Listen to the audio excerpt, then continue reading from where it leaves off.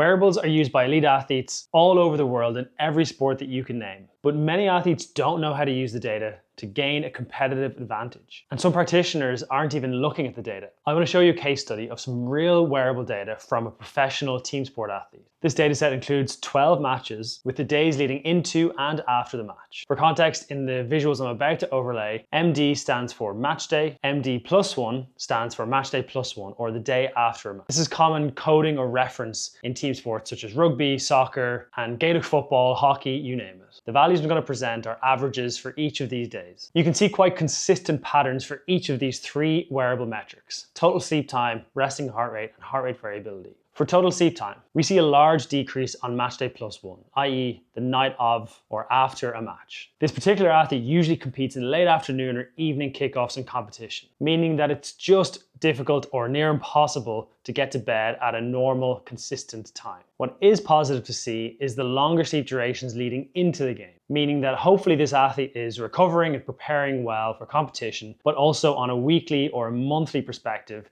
is still achieving really consistent and good sleep averages. With resting heart rate, we see a large increase immediately post-match. This is an expected response. A match day for this athlete is the highest stress or stimulus that they're going to be exposed to during a week. Given that stress is so high, we expect our bodies to respond with an elevated physiological response. As we get more data, we can start to understand the toll each match takes on this individual and on individuals, using ranges and normative data for that person. That means that not only will we have external load data, such as distance, high-speed running, collisions, but we'll also have an athlete's response to that stress or load. Heart rate variability. We see a large decrease in heart rate variability post-match. Again, this is an expected response. This person and this athlete has just been exposed to the highest stressor they will have during a week. The size of this deviation from normal is a way that we can determine the impact this has on that athlete's recovery. Despite how valuable wearable data is, this is only one piece of the puzzle. Cardiovascular recovery and sleep are important, of course, but they are not the only factors related to recovery. You also have to consider psychological or cognitive recovery, musculoskeletal recovery, for example, stiffness and soreness, and so many other contextual variables. Things like time of the season, individual and team goals, individual strength and fitness levels, age, and nutrition, to name a few. But having said this, the data we can get from wearables is so important and valuable too. It helps us paint the full picture. Are you using wearables to help monitor your recovery and stress? Are you using the data properly and in the right context, and with other subjective and objective markers? And what questions do you have that I can help answer?